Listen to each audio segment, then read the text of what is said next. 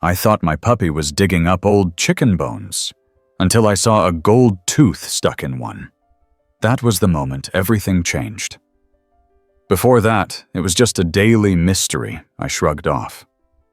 You know the kind, like when your socks go missing in the dryer, or you hear a creak upstairs and blame it on the house settling. Except this involved my new puppy, a scruffy little mutt named Waffles, and the backyard of my late uncle's farmhouse, which I had only recently moved into after inheriting it. Waffles was the kind of dog that looked like he came from 4 different lineages, none of them fancy. He had huge ears, a stumpy tail, wiry tan fur that always looked dirty even after a bath, and eyes that were way too smart for a puppy. I got him from the local shelter because they said he barked too much and nobody wanted to deal with him. Perfect match, I figured, since I lived alone and liked the noise. The bones started showing up 3 days after I brought him home.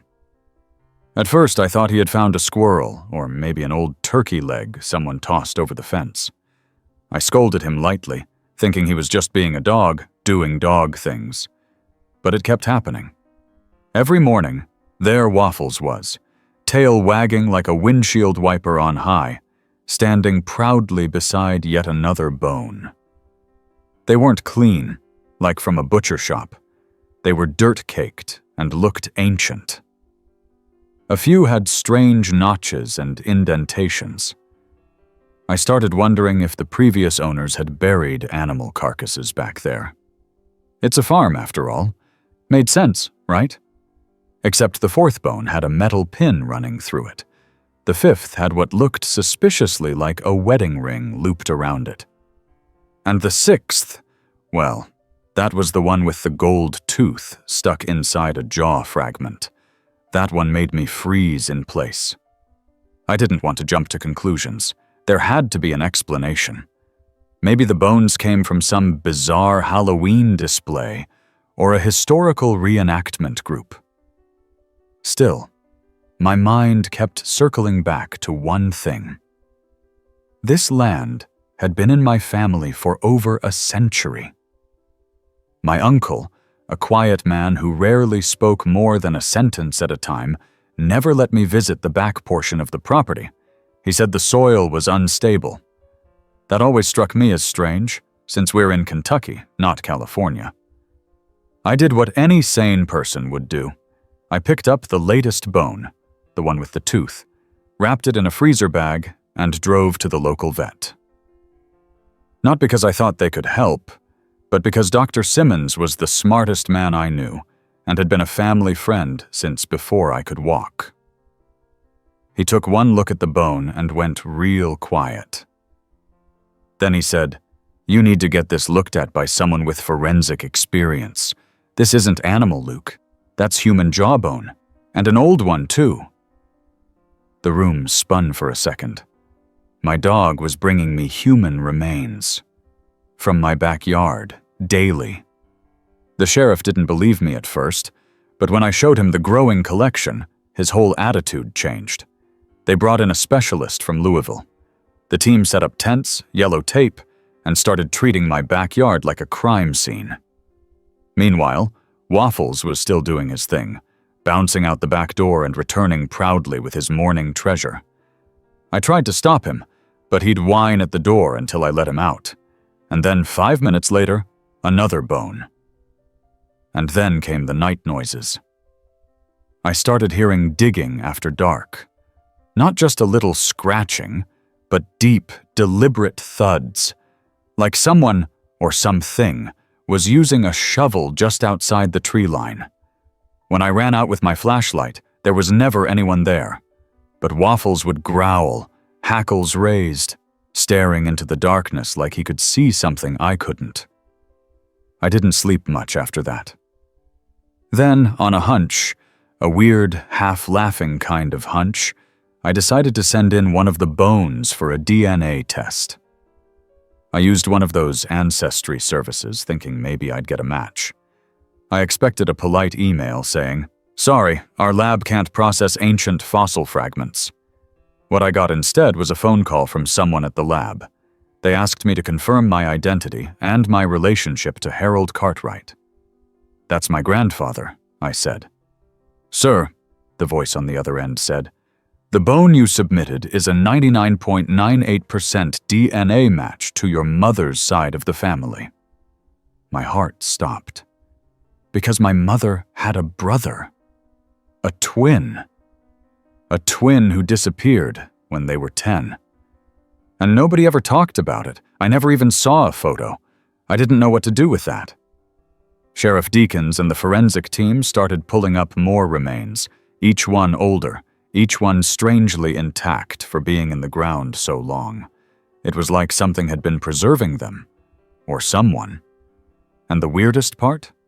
Waffles stopped bringing bones the moment the DNA results came in. Just stopped. He still dug around the backyard, but it was like he was looking for something he couldn't quite find. He'd whine at one patch of earth, then walk away, tail low, like he knew the search was over. I spent a lot of time staring out the window after that, watching him, thinking. That dog had led us to something buried for decades. A family secret so old and quiet that it might have stayed hidden forever, if not for one scruffy little mutt who liked to dig. But here's the thing. It never felt dark. Not really. It felt like Waffles was setting something right. Like he was the only one who knew it was time. Dr. Simmons said some dogs just have a sense. That maybe he could smell it. Maybe he heard things we couldn't.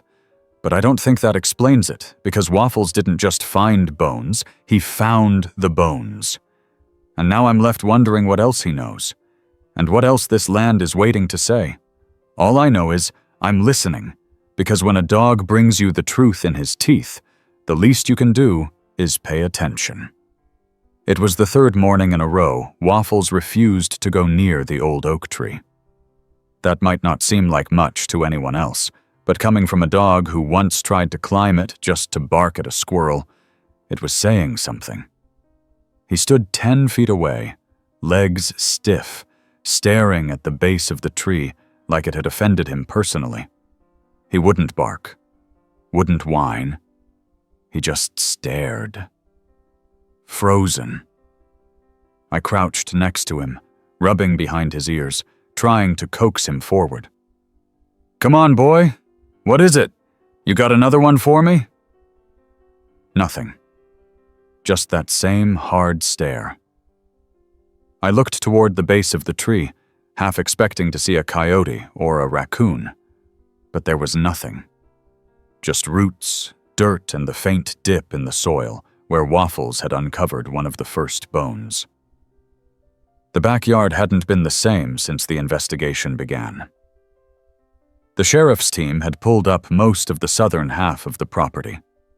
Tents and temporary fencing covered what used to be my garden, and the ground looked like someone had tried to churn butter out of it. Yellow flags poked out from the earth like dandelions. The specialists had labeled every patch of disturbed soil. The rest of the property was quiet. Too quiet. The birds didn't visit as often, and even the wind seemed more careful. I told myself it was just the change in atmosphere. So many strangers tromping through would disturb any wildlife. But in my gut, I couldn't shake the feeling that something was watching us, or maybe watching Waffles. That evening, I made a choice. I waited until everyone had gone for the day, then took Waffles' leash and walked him straight back to the tree. He resisted at first, digging in his paws like a toddler refusing to go to school.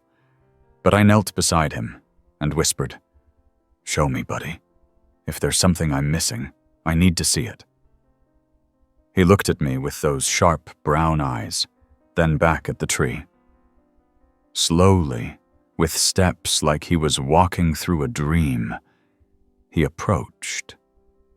He sniffed the ground. Once, twice.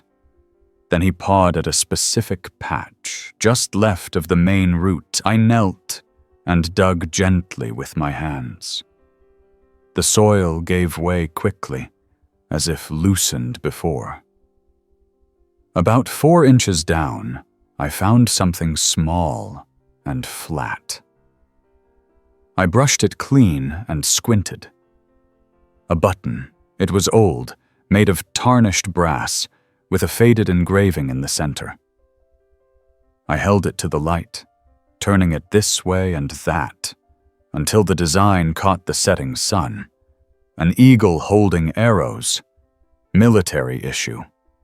Waffles backed away. The next morning I called my neighbor, Hank, an old army vet who'd been friends with my uncle back in the day. I figured if anyone could recognize the button, it would be him. He showed up wearing a canvas jacket and a baseball cap that read, "Vietnam was no vacation." He studied the button with a frown, then shook his head. "World War II era," he muttered. "Maybe Army Air Corps, before it became the Air Force. Hard to say without the full uniform." That gave me pause. My family didn't have anyone who served during that time, at least none that I knew about. "You sure about that?" I asked. Hank gave me a look. "You said your uncle owned this place?" "Yeah, inherited it from his father. That'd be my great-granddad." "Then you might want to check the attic." That night, I climbed up to the attic, flashlight in hand, with Waffles at my heels. Dust danced in the beam of light as I moved boxes and old trunks aside. The air smelled like mothballs and dried wood. Finally, in the far corner beneath a moldy tarp, I found a wooden chest. Inside were photos, black and white, curled at the edges.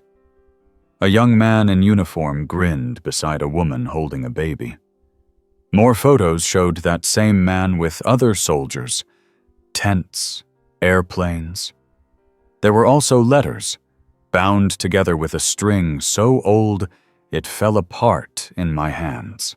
I opened one and read the first line. "Dear Harold, the nightmares haven't stopped."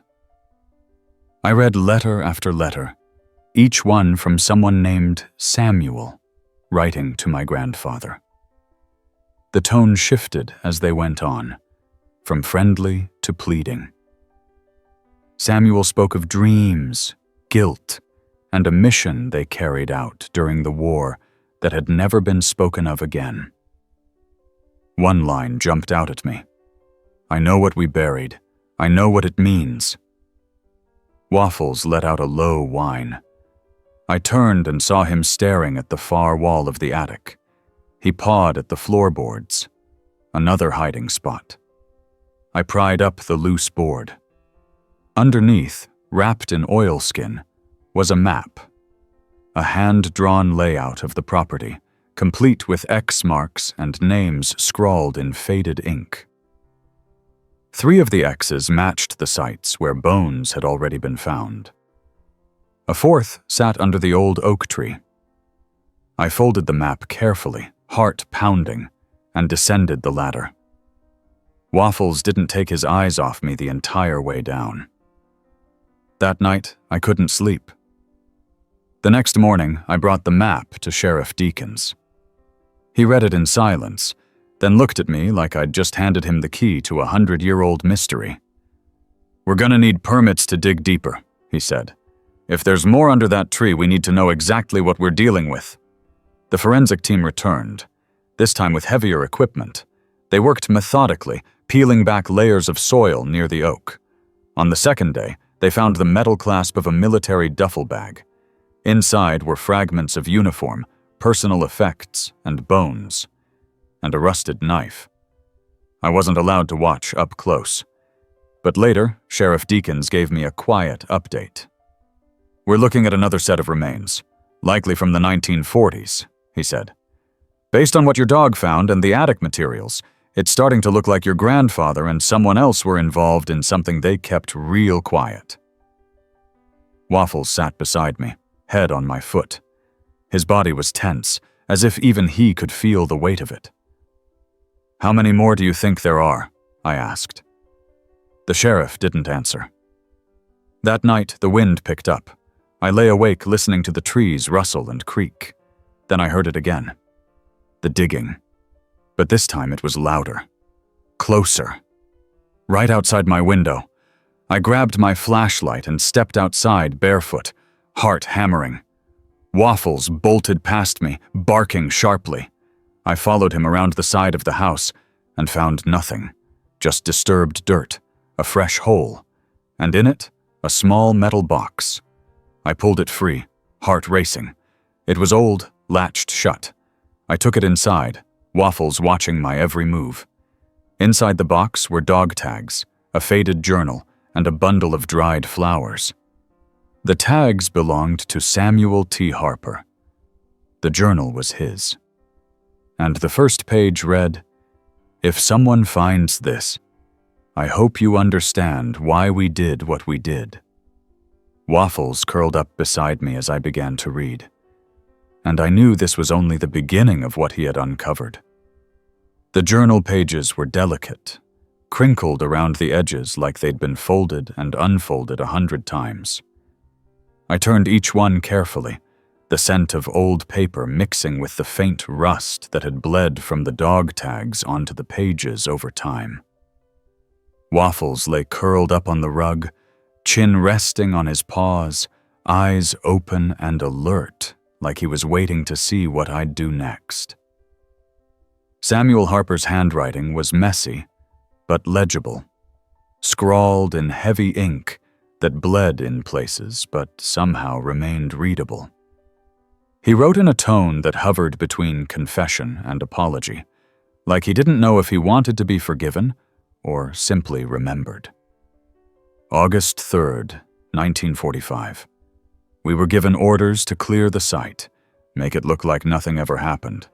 I didn't ask questions. Harold didn't either.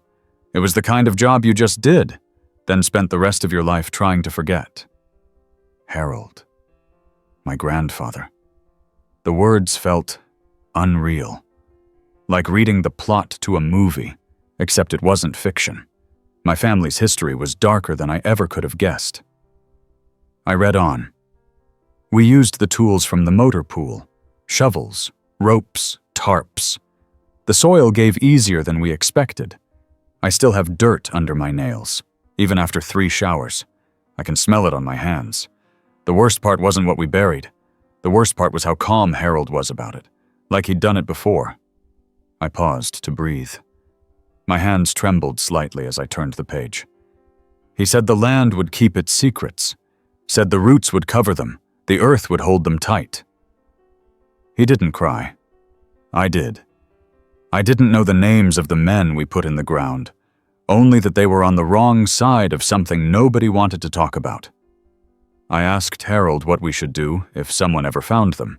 He said, "They won't." But we had. Or rather, Waffles had. That scrappy shelter dog with the strange sixth sense. He'd unearthed bones and secrets, and now a whole history was unfolding from the dirt one journal page at a time. I called Dr. Simmons the next morning and asked if he could meet me at the house. He arrived an hour later, holding a thermos and wearing a jacket zipped all the way up despite the warm spring air. His truck smelled like coffee and sawdust. Waffles wagged his tail when he saw him. I showed him the journal.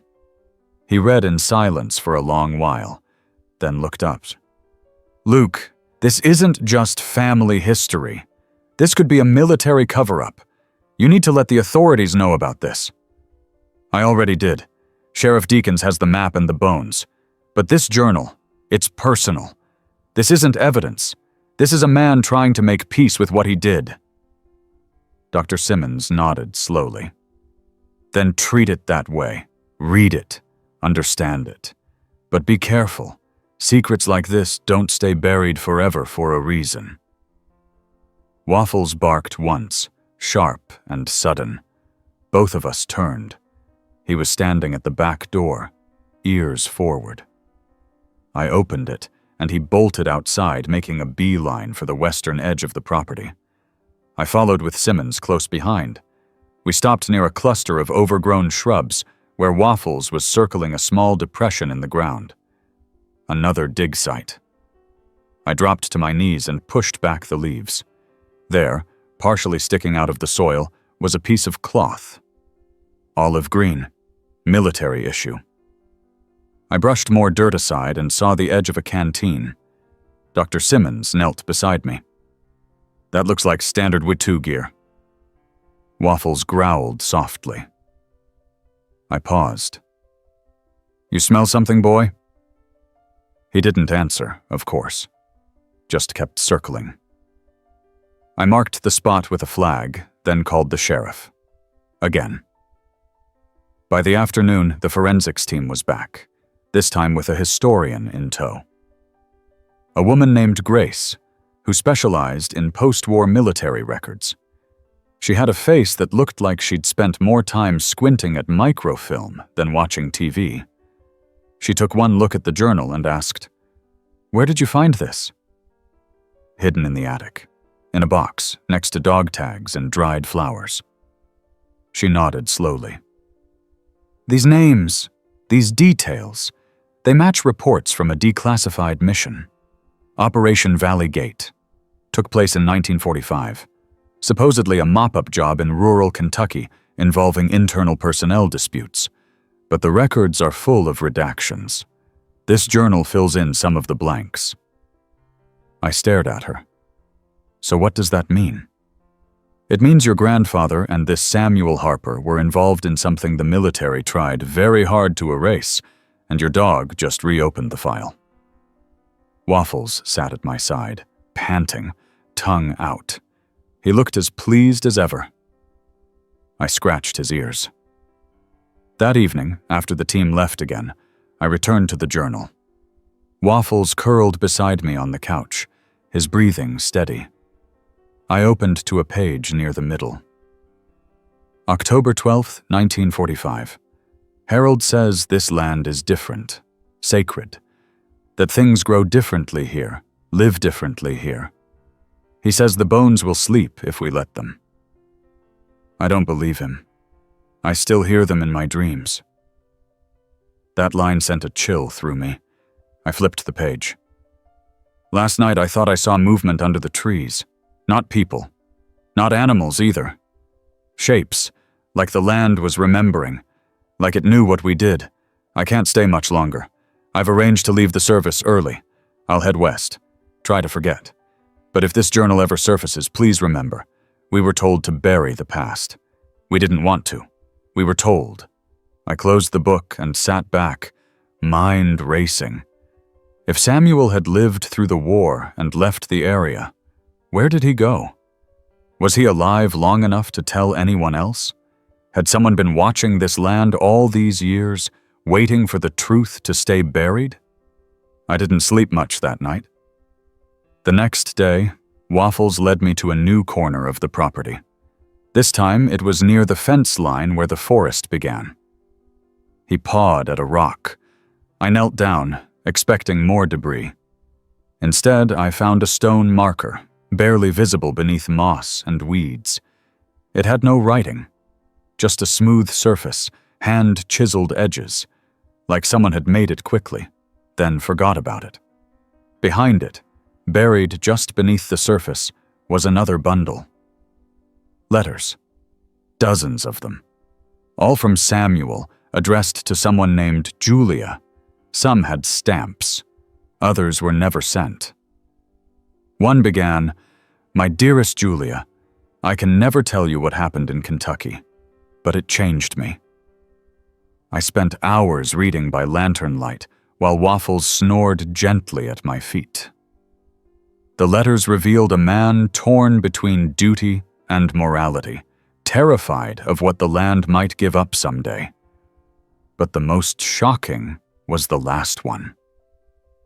It read, "If anyone finds this, it means the land has spoken. The dog is the sign. We always said it would take something outside us to finish what we couldn't. If you're reading this, you're the final witness. You can tell the truth, or you can let it sleep." I folded the letter, heart heavy, and stared at Waffles. He opened one eye, then closed it again. He already knew. Somehow he knew everything, and there was still more to find. 2 days after Waffles found the stone marker, a man showed up at my front gate. He looked to be in his late 60s, with thick white hair slicked back, sun-worn skin, and a leather satchel slung across one shoulder. His truck was parked crookedly along the dirt road, license plate from Colorado. Waffles was the first to spot him. The pup sat up from where he'd been napping and let out a low rumble in his throat. Not angry, not scared, more like recognition. The man stepped up to the gate, raised a hand in a slow wave, and said, "My name's James Harper. I'm looking for Luke Cartwright." I stood there a moment too long, hand on the screen door. Waffles beat me to the gate, tail low but wagging. I followed and opened the latch, unsure what to expect. "I'm Luke," I said. "Cartwright." He let out a breath, like he'd been holding it for a while. "I'm Samuel Harper's son." I didn't say anything at first. I was still trying to wrap my head around the fact that the man whose journal had upended my life had a family, had a son, had someone still walking around, carrying his name. "Come in," I finally said. "We have a lot to talk about."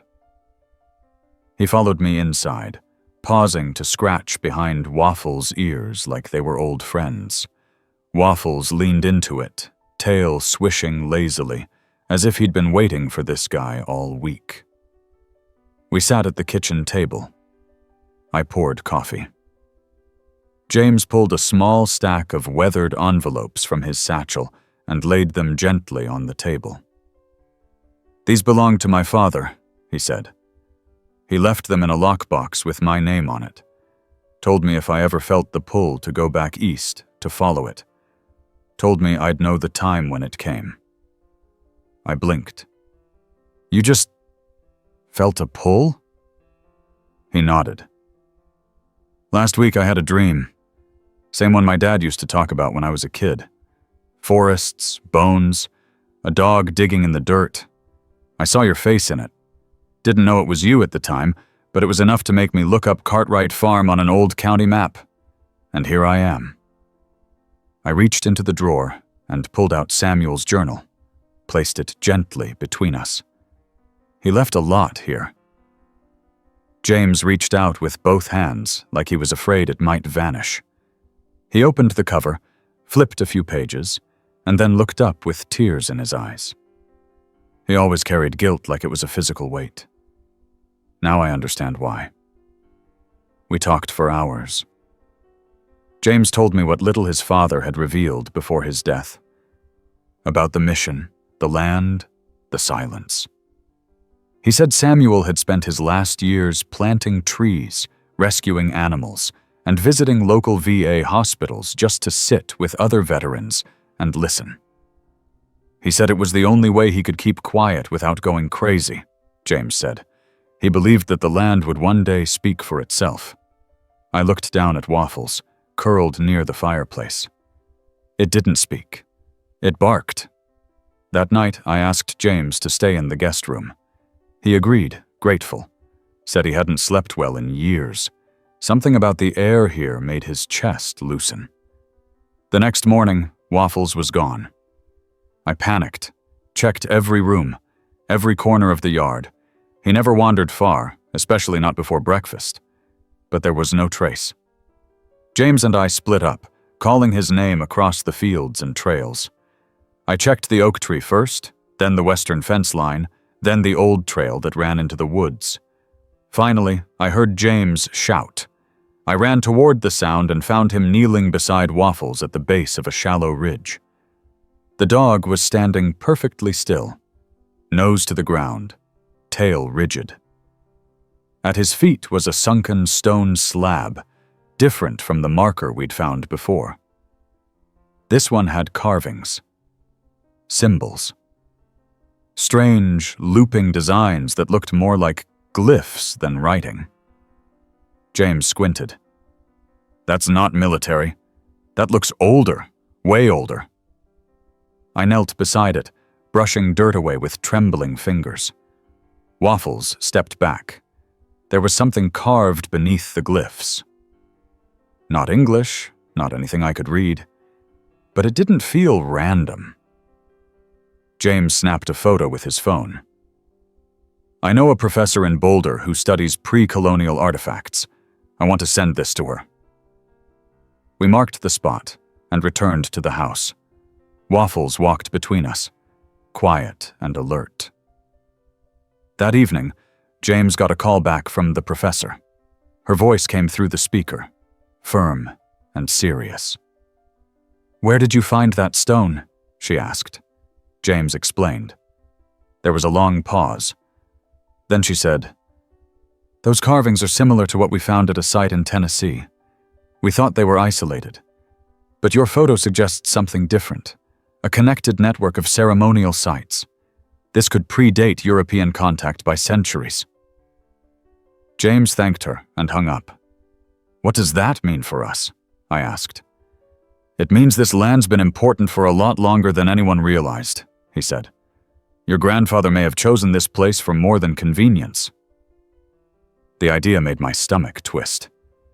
What if the land had always been a place for keeping secrets?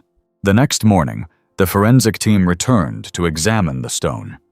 They used sonar equipment and discovered a hollow space beneath it. Not a grave. A chamber. Like a cellar or vault. They dug carefully, revealing an entrance sealed by flat rocks. Inside were pottery shards, old tools, and something wrapped in rotted linen. The air was thick, even outside. The archaeologist said it was a burial bundle, likely from a long-forgotten civilization. "This site just became federal property," she said with a sigh. "We'll have to rope off this entire area. It's not just your family history anymore. It's American history." I understood. But it felt strange, like I was being pushed out of something I had only just begun to grasp. I looked down at Waffles, who was staring at the tree line again. That night, James and I sat on the porch in silence. Waffles lay between us. "Do you think he knew?" I asked. "Samuel, do you think he understood what this land really was?" James didn't answer right away. Then he said, "I think he suspected. And I think that's why he chose to tell his story in pieces. To lead someone here slowly. Carefully." I nodded. "And you think Waffles was part of that plan?" James gave a tired smile. "I think dogs see more than we do, and I think this one was meant to be here." We sat there long after the sun went down, the wind soft, the sky clear. Waffles snored lightly. The land didn't feel heavy anymore. But it definitely wasn't finished speaking. The rope barriers went up the next day, bright orange, staked into the ground with warning signs flapping in the wind. Overnight, my backyard had become a controlled site. The Department of the Interior had arrived with a truckload of boxes and clipboards. They set up camp at the edge of the property, near the newly uncovered chamber. Waffles watched all of it without so much as a single bark. He sat beneath the same elm tree each morning, eyes trained on the forest line or the people moving through the grass.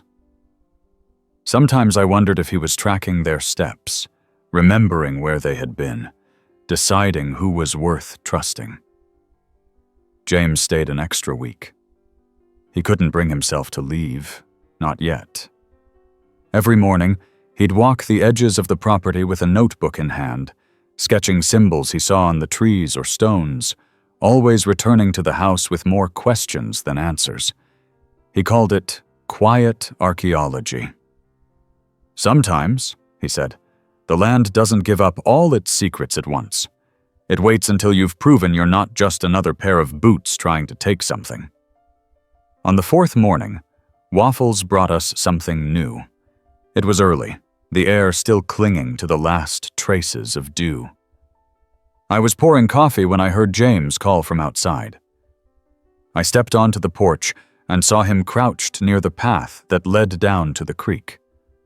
Waffles was beside him, tail down, ears perked, his paw resting beside something in the grass. Another bundle, smaller than before. Wrapped in cloth so old it looked fused together. James held it gently, and together we unwrapped it on the picnic table. Inside was a wooden flute, carved from what looked like cedar, stained dark with age. The surface was decorated with patterns that matched the glyphs on the chamber stone.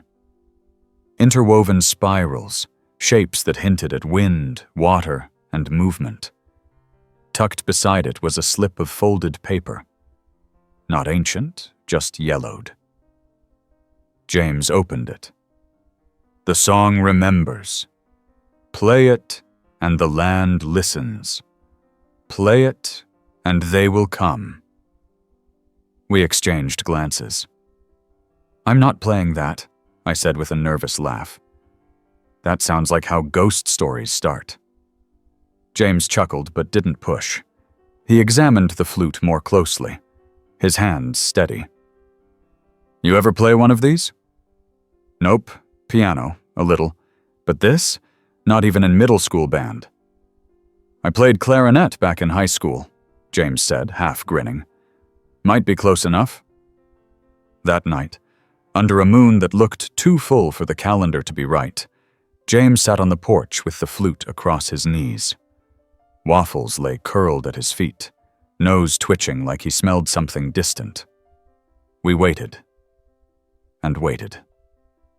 Finally, James lifted the flute and blew gently across the opening. The note was soft, uncertain. He tried again. A clearer sound came, low and slow, almost like a sigh. He played a few more, fumbling through a simple melody. It wasn't much. Just 5 or 6 notes, repeating in a pattern that felt older than either of us. Waffles sat up, his head tilted. Then he stood and walked to the edge of the porch, staring into the trees. We didn't hear anything at first, but a few minutes later, there was movement, a shape in the dark, something stepping through leaves but not snapping them. Not like deer or raccoons. Quieter, more careful. James lowered the flute. What is that? I whispered. We stepped off the porch, flashlights in hand, but Waffles moved ahead of us, confident and calm. We followed him to the tree line, expecting maybe a lost hiker or a stray animal. But what we saw instead was a ring of small stones, freshly disturbed. In the center, balanced on the largest one, was a small woven figure, like a doll, made from twine and bark, no footprints around it, no broken branches. James bent down, picked it up gently, and turned it in his hands. This wasn't here yesterday. I check this trail every morning, I added. There's no way we missed that. Waffles sniffed the figure, then sat down beside it. We took it back to the house. I placed it on the counter, unsure what to do with it. James paced for a bit, then called his professor friend again. She picked up, clearly startled by the hour, but when he described the figure, she asked for a photo. He sent one. Her reply came in under 2 minutes. That's ceremonial. Southeastern woodland tribes made similar figures for protection, but this one doesn't match anything in current records. It might be a regional variant, or something entirely undocumented. James thanked her and hung up. I think we've wandered into something older than either of our families, he said. I didn't argue. Waffles didn't sleep in his usual spot that night. He curled up near the back door, as if waiting for something. The next morning, the government vans rolled in again, this time with more equipment, more people. They set up perimeter sensors and brought in 2 drones for aerial scans. I stood with James on the porch, watching the bustle. I get why they're here, I said. But it feels wrong. Like we're letting strangers walk through someone else's memories. James nodded. There's no reversing it now, but maybe we can still guide what happens next. Later that afternoon, one of the archaeologists approached me with a photo from a drone flyover. It showed the back half of the property in high resolution, including the stream, the old well, and the tree line. "See this shape here?" she said, pointing to a faint pattern in the ground. "It's not natural. That's a layout. Rectilinear. Could be remnants of a foundation. Possibly pre-colonial or early settlement era." "Another layer," I said quietly. "Exactly. Your land isn't just a crime scene. It's a historical archive." I thanked her and walked back toward the barn, where Waffles was nosing around an old feed bin. He paused when he saw me, then trotted over with something clamped gently in his mouth. A metal locket. It was scratched and dull, but I could make out a pattern on the cover. A flower, maybe a daisy or dogwood. I opened it slowly. Inside was a faded photo of a woman in a wide-brimmed hat, smiling beside a man in uniform. It wasn't my grandfather. I showed it to James. He studied it for a long time, then looked up. "That's my grandmother, Julia." The same Julia from the letters. He turned the locket over and found something engraved on the back. Faint, but still there. "Remember the truth, even if no one else will." I placed the locket beside the journal. Waffles sat between us, calm as ever. James let out a long breath. "This dog. This land, your family, my family, all tied together by bones, by music, by memory." I nodded. "And we're only scratching the surface." Outside, the wind shifted. The trees whispered. And somewhere beyond the edge of the property, something waited to be found. 2 weeks had passed since the archaeologists began their full excavation of the western ridge, and the backyard was now a patchwork of roped-off squares and labeled markers. What used to be open grass and tree shade was now a crisscross of survey strings, evidence flags, and note-filled clipboards hanging from every folding table. Waffles wove around the equipment and crates like he'd been part of the team all along. Everyone called him Site Supervisor. He responded better to that than his actual name some days. James had taken up residence in the guest room permanently, or at least for the foreseeable future. The house didn't feel too full with him in it. If anything, it felt more stable, like he belonged there, just as Waffles did, just as I was slowly starting to believe I did. We fell into a rhythm. Coffee at 6, site check at 7, review of the night's trail cam footage before lunch. The cameras had been placed to capture nocturnal activity around the ridge, but so far nothing had shown up besides raccoons and the occasional fox. Until the night of the rainstorm. It had come in fast, wind whipping the tree line, thunder rattling the windows. I'd brought Waffles inside early, and he curled up in the mudroom, unbothered by the howling wind. At sunrise, I went out to check the equipment, assuming half of it would be waterlogged or blown into the woods. Surprisingly, the tents and barriers held. But one of the trail cams, the one facing the chamber site, had been knocked askew. I brought it inside, dried the casing, and popped out the memory card. James was already at the kitchen table when I slid the footage onto the laptop. The video began with the usual: flickering branches, a pair of glowing raccoon eyes, a flutter of moths across the lens. Then, around 2:17 a.m., the screen glitched. For half a second, it went black. Then it returned to normal. Except something had changed. In the corner of the frame, barely visible, was a figure.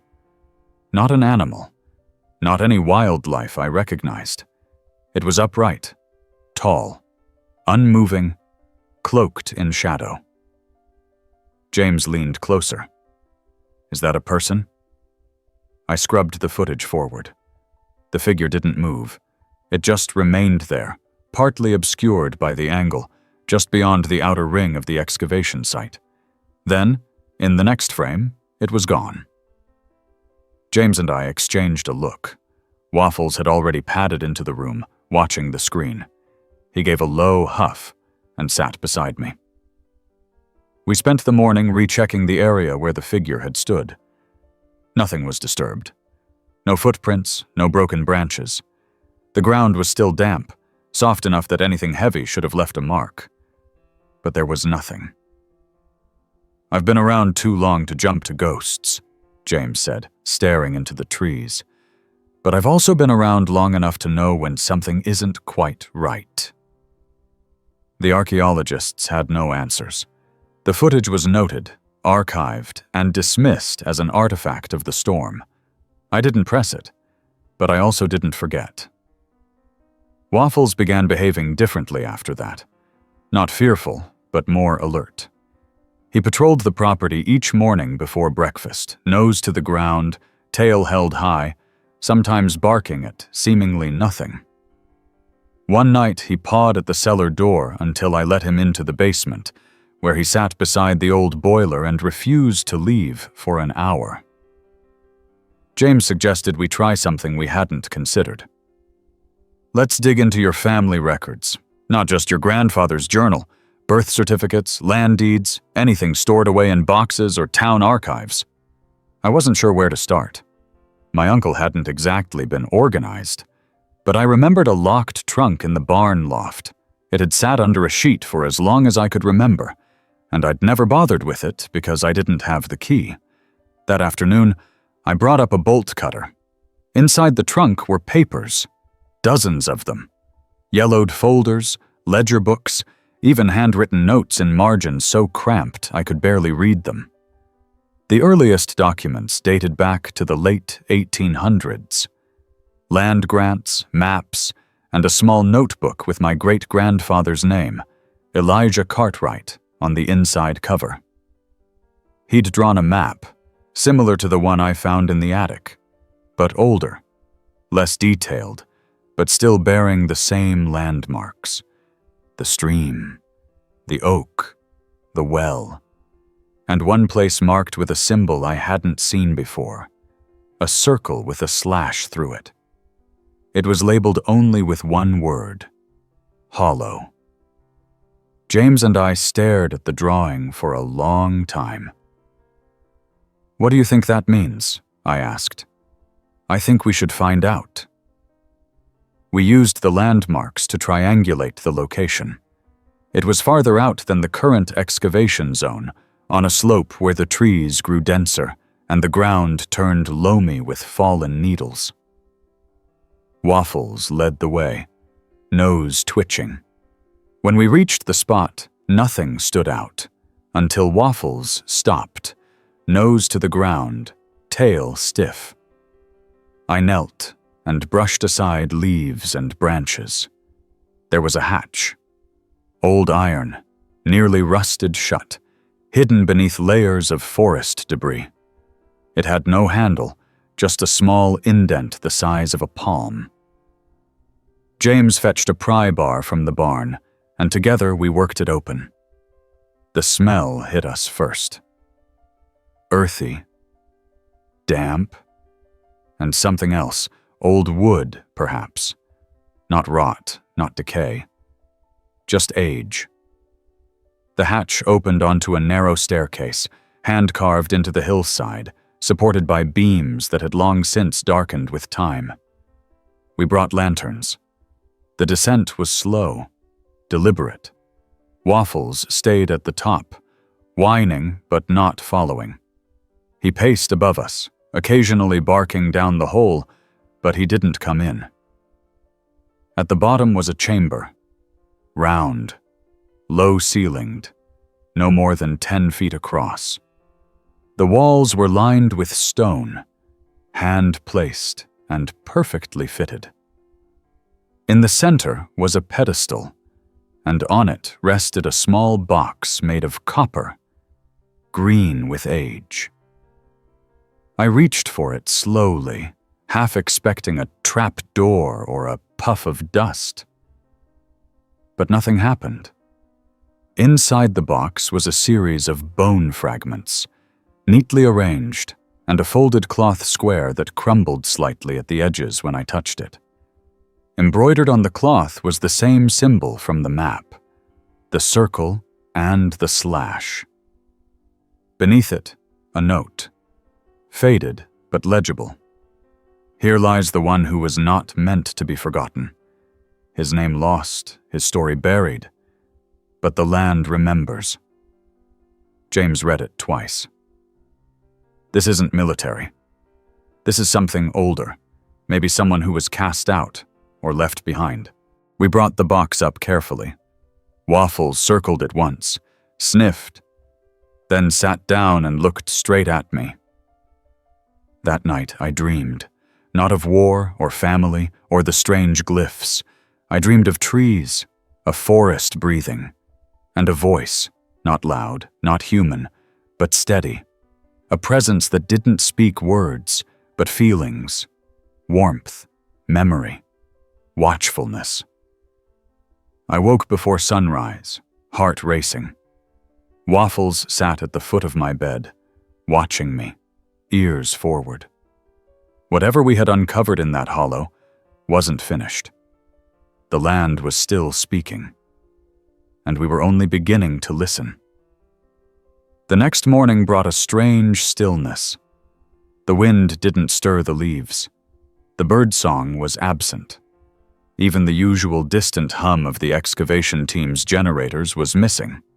I stood by the window, coffee in hand, waiting for some sign of movement from the field. Nothing.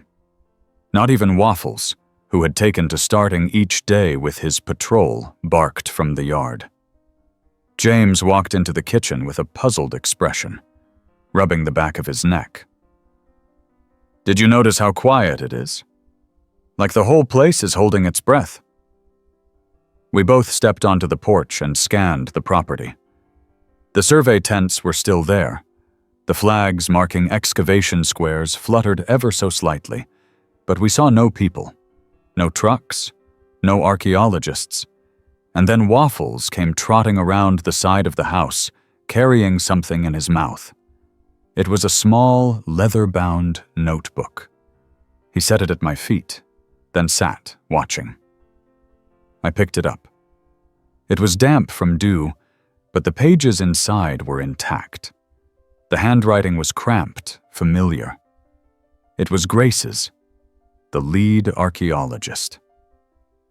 "Where'd you get this, boy?" Waffles just looked at me.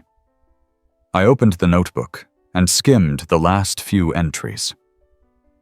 Marked anomaly in Sector F3. Structure beneath surface resembles chamber, but exhibits non-standard composition. Rock unfamiliar. Carbon samples pending. Sensors malfunctioned during deep scan. Rechecking tomorrow. Then the next page. Last night the air changed. Temperature drop not recorded by weather station. Lights flickered. Entire team reported same dream. A circle of stones, whispering wind, and a dog watching from a hill. The final line was scribbled hastily. Something is beneath us. Watching. Not buried, waiting. I looked up. James had been reading over my shoulder. He didn't speak. We both turned toward the field. Then I saw it. A trail of footprints, bare, human-sized, leading from the far end of the site toward the woods. Waffles was already following them. We grabbed jackets and flashlights, even though it was still early and light. The prints led us through the trees, past the well, and deeper into the part of the property no one ever cleared. Waffles never hesitated. His nose stayed low, his gait steady. Half an hour in, we reached a clearing. At the center stood a stone circle, just like the one described in the journal and the dream. 12 upright stones, each weathered and moss-covered, surrounding a central slab carved with glyphs we'd seen before. But it wasn't empty. Grace stood in the center, her back to us. Her hands were at her sides, and her head was tilted slightly upward, like she was listening. I called out her name. She didn't turn. Waffles barked once, loud, sharp. She finally turned around, blinking like she had just woken from a deep sleep. Her eyes were wide, pupils dilated. "What are you doing out here?" I asked, stepping into the circle. She looked around, confused. "I don't know. I came here in a dream, and then I woke up standing here." James walked over and checked her pulse. "She's okay. Cold, but steady." "I heard voices," Grace said quietly. "They weren't speaking words, just sounds, but I understood them." "What did they say?" She paused. "That we needed to remember. That forgetting is what causes things to rot." We escorted her back to the house slowly. Waffles walked beside her the whole way, occasionally bumping her leg gently, like he was keeping her grounded. She didn't speak again until we reached the porch. "I need to write this down," she said. "Everything I saw, everything I felt." She took a seat at the table and began scribbling in her notebook. James and I exchanged glances. "What do you think's happening here?" I asked. "I think this land is alive in a way we're not used to measuring. And Waffles? He's not just finding things, he's guiding us." That night, more lights flickered. The wind picked up again. I heard movement on the porch. When I looked out, Waffles was sitting upright, staring toward the tree line. This time, I saw it too. A figure. Motionless. Watching. Not threatening. Not hiding. Just present. I didn't go outside. I stood there, beside Waffles, and watched until the figure slowly stepped back into the woods. The next day, the excavation team returned. No one knew why they had left. Grace didn't remember dismissing them. The workers claimed they thought it was a scheduled break, but nothing had been written down. No calls had been made. They picked up where they left off like nothing happened. Except now, they all gave Waffles a little nod when they passed him, as if they finally realized who was really leading the dig. That afternoon, a new find was uncovered. A sealed vessel made from black stone, smooth as glass, buried 10 feet below the largest glyph. The seal was intact, and no one dared open it. Grace asked what I wanted to do. I didn't know, not yet, but I knew Waffles would tell me when the time came. Until then, we would keep listening, because something was waking up. By the end of the week, the sealed black vessel had become the center of everything. Grace's team had built a full canopy over the site, complete with adjustable lighting and humidity controls. The object had not been moved. No one dared risk damaging it. It sat beneath layers of foam padding and temperature monitors, resting as if it were aware we were trying to wake it. Waffles refused to go within 10 feet of it. He'd walk the perimeter, sniff the wind, then trot back to the porch like he was trying to decide if he'd seen enough. Grace spent hours analyzing the stone. She tested samples, scanned its shape, compared it to materials from indigenous artifacts and post-colonial burial items. But the vessel didn't match anything in existing records. It was denser than obsidian, slightly metallic when tapped, and ice-cold to the touch, even in the afternoon sun. "It's older than the chamber itself," she said one night over dinner. "Older than the structure, older than the trees above it. But it's not decayed, not cracked, not even scratched." James and I took to reading every document we could find in the house. The old trunk, the attic boxes, even my uncle's recipe drawers, in case he'd tucked something unusual between papers. We found letters from missionaries dating back to the late 1800s that referenced the unquiet land near the Cartwright Slope.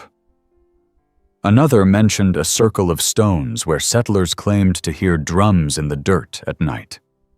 There was even a weathered map with a scrawled warning across the back. Let what sleeps, sleep. Despite all of it, we couldn't stay away from the site. Every day we returned.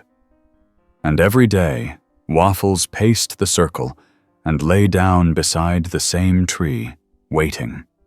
He wouldn't cross into the canopy. He wouldn't go near the stone. But he never left, either. He was guarding it in his own way. One morning, just as the sky turned pale with dawn, Waffles barked. Not his usual bark, not the quick warning sound he used for deer or foxes. This one was deeper, more urgent. I ran out in my boots, James a step behind me. Waffles was already halfway to the tree line, nose low, tail stiff. We followed him as he weaved through the trees, back to the clearing where the first circle had been found. The air was cold, mist hanging low over the ground. And at the center of the stones, there was something new, a second vessel, identical to the first. No one had excavated it. No one had been out there. It hadn't been there yesterday. And yet there it was, perched on a bed of moss, free of dirt, no signs of having been unearthed. James turned slowly in a circle. Did someone place it here? There weren't any tracks, not even ours, I said, looking at the untouched dew. Waffles circled the new vessel, then sat down across from it, watching silently. We didn't move it. We left it where it sat, marked the location, and informed Grace. When she arrived and examined it, she was more shaken than I'd ever seen her. There's no geological disturbance here, she said. No root displacement, no signs of a cavity or dig site. It didn't come out of the ground. It appeared. That night, Grace pulled us aside. I want to propose something, she said. This may sound strange, but I think the vessel responds to presence, memory, maybe even intent. I want to try an experiment. We gathered at the main site under the canopy. She set up a heat camera and a directional microphone focused on the vessel. Then she placed the first journal, the one Samuel had written, on a table nearby. I want to read to it, she said, out loud. She began at the beginning. Her voice was calm, steady, barely louder than the rustling leaves outside. The equipment stayed quiet. The vessel didn't change, but Waffles perked up. He walked to the edge of the canopy and lay down, ears tilted forward.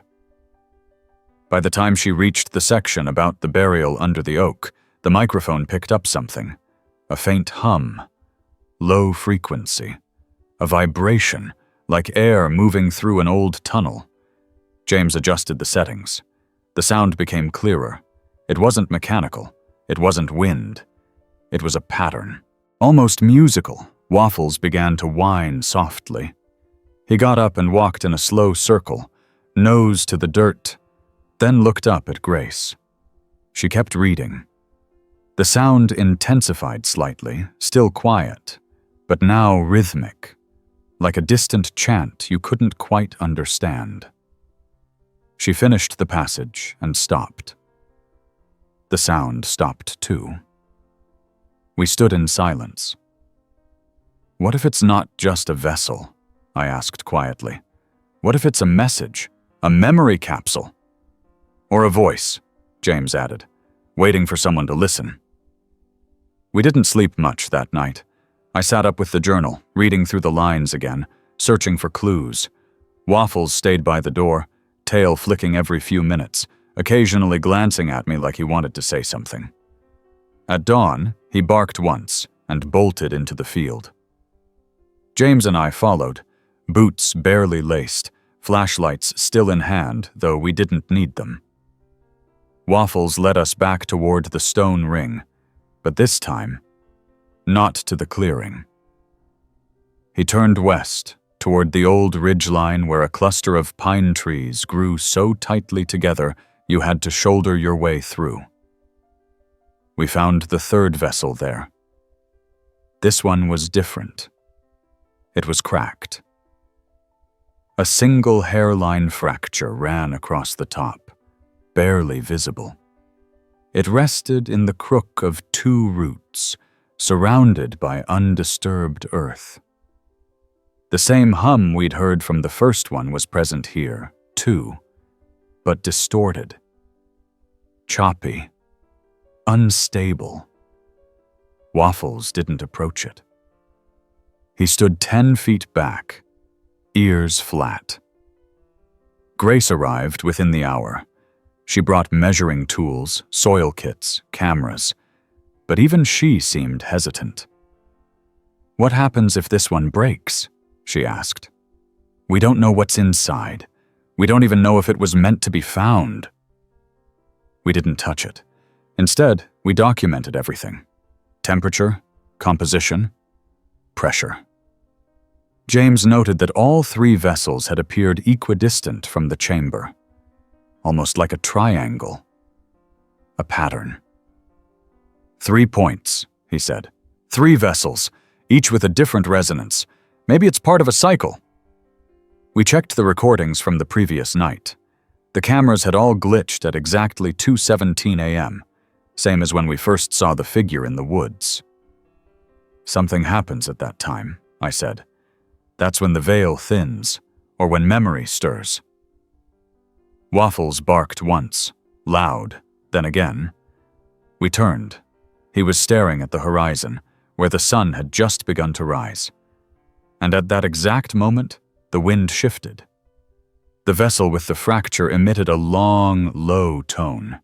It wasn't loud, but we felt it. In our bones. Grace dropped her notebook. James stepped back. I stood still. Waffles didn't move. The tone faded. We waited. And then, the soil around the cracked vessel began to shift. Not a lot. Just a few crumbles of earth falling inward, like something beneath had exhaled.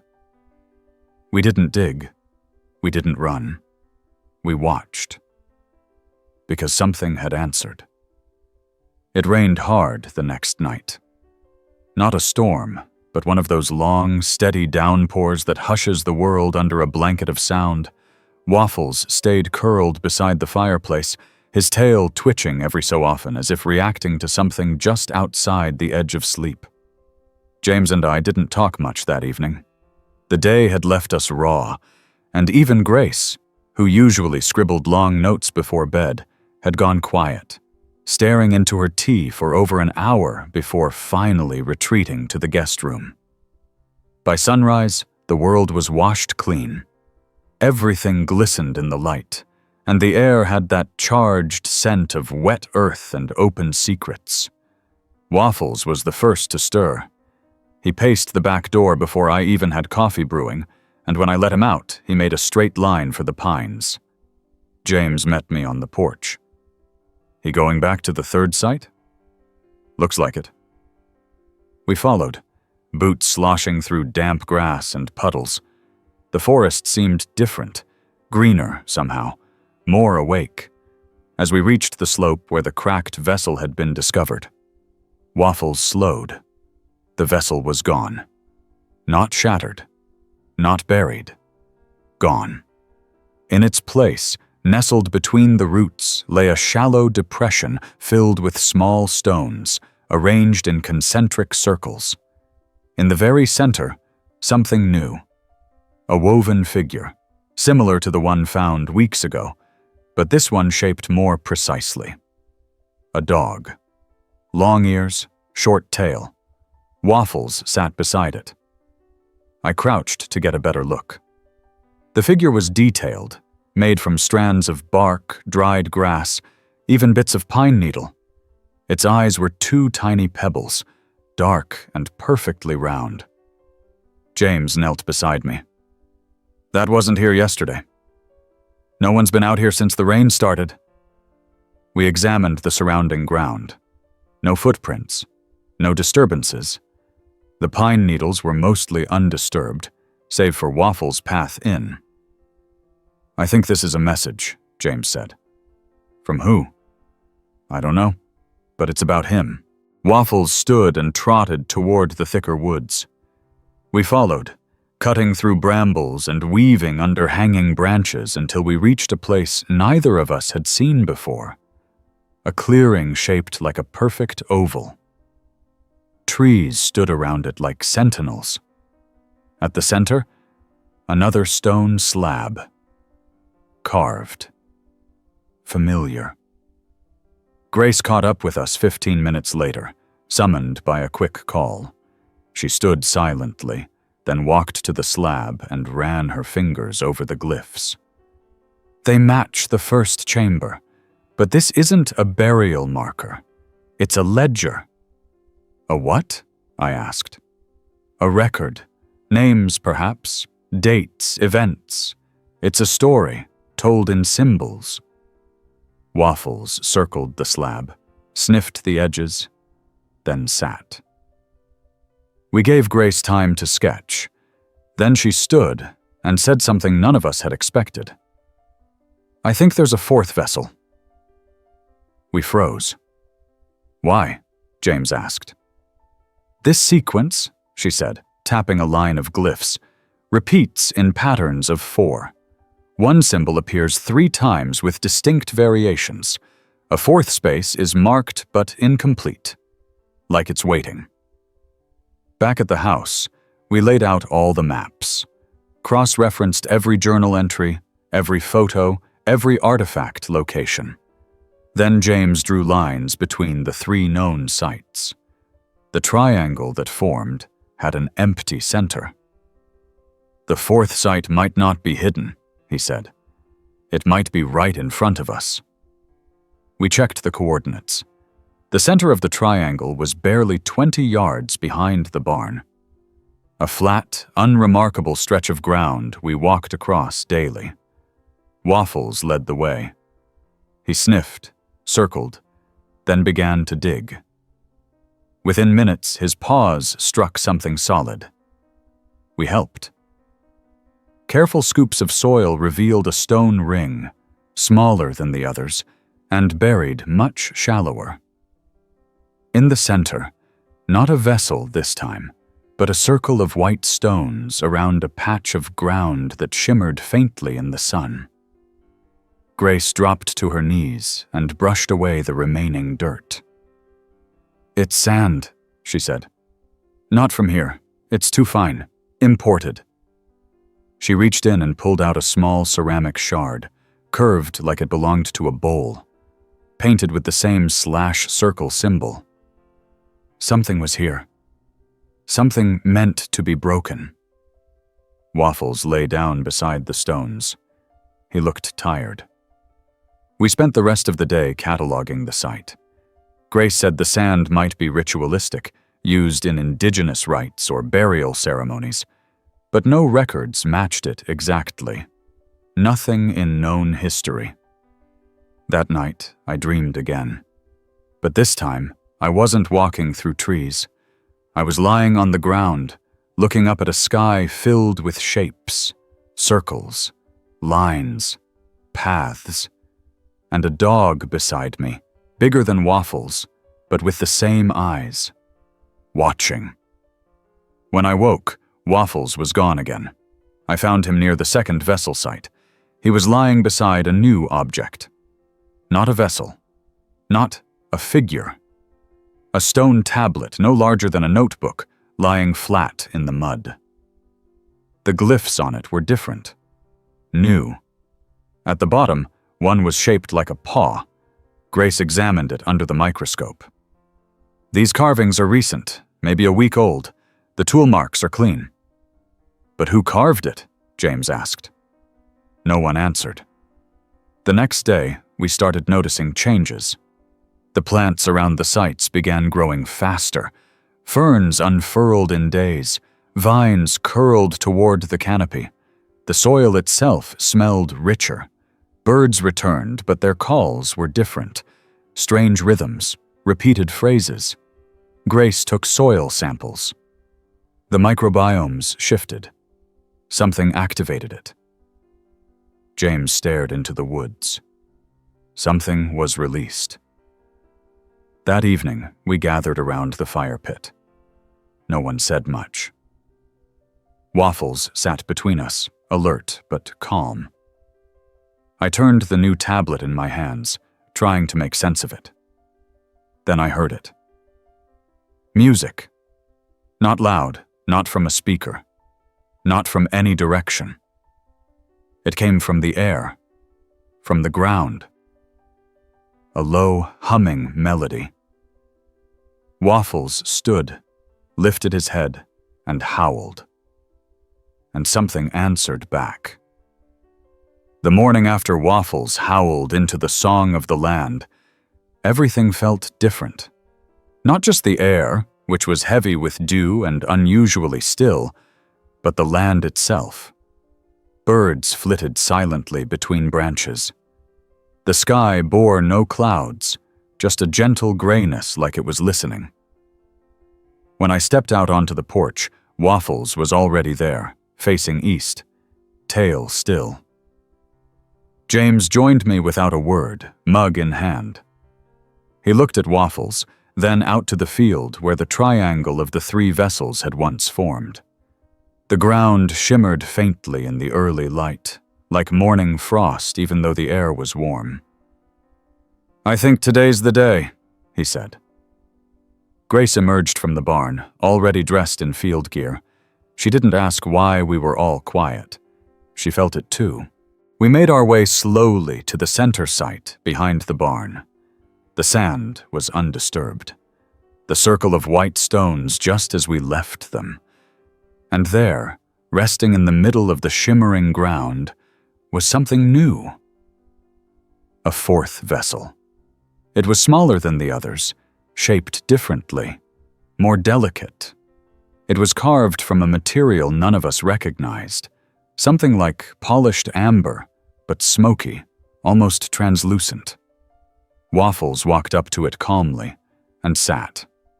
Not a bark, not a growl, just sat. Grace knelt. "It wasn't there yesterday." "No one brought it," James said. "Not us." We surrounded it slowly, keeping our distance, as if stepping into a sacred circle. The air shimmered, just a little, like heat waves over pavement. Grace reached into her satchel and pulled out the original journal. Samuel's. She began to read. She didn't choose the first entry or the most dramatic passage. She picked a quiet one, where Samuel described a dream. A dream of a place where the trees hummed and a dog walked ahead. Always just far enough that he couldn't be caught. Always just near enough that he never got lost. As she read, the air changed. The hum returned. Low, warm, no longer eerie. It filled the clearing with sound like water moving beneath earth. The fourth vessel began to glow softly from within. Not bright, not unnatural, just enough to be seen.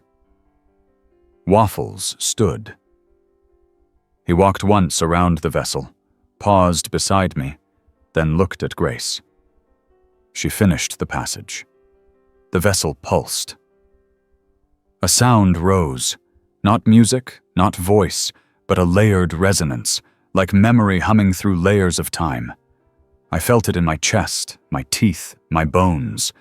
James knelt beside me and took my hand. Then it cracked. A clean, hairline fracture down the center. No explosion, no dust. Just an opening, like a breath being drawn. Inside was no object, no relic, just a swirl of light. Colors shifting like mist under a microscope. And in it, shapes. A tree, a circle, a paw print, a house, a face. Then many faces. Then none. We watched in silence. The light rose slowly, hovering above the vessel, then spreading outward in a thin wave that passed through the trees like a breeze. Waffles stepped forward. He walked into the center of the ring, stood beneath the light, and looked up. For a long moment, he stood completely still. Then he turned, walked back to me, and sat. The light faded. The vessel, now hollow, cracked once more and gently split apart. No sound, no crumble, just the release of something long held. The hum ceased. Grace let out a slow breath. It wasn't a tomb. No, James said. It was a message, or a beacon. I knelt beside Waffles. He leaned into me. The land was quiet again, but not silent. There was life in the air. The vines around the stones bloomed with tiny white flowers. Birds sang, not the strange calls from before, but familiar songs, welcome ones. That night, we gathered around the fire pit again. Grace brought the ledger she had created from the glyphs. James brought a map and traced the lines again, now etched into memory. I held Waffles close. "What do we do now?" Grace asked. "Keep listening," I said. "Keep tending."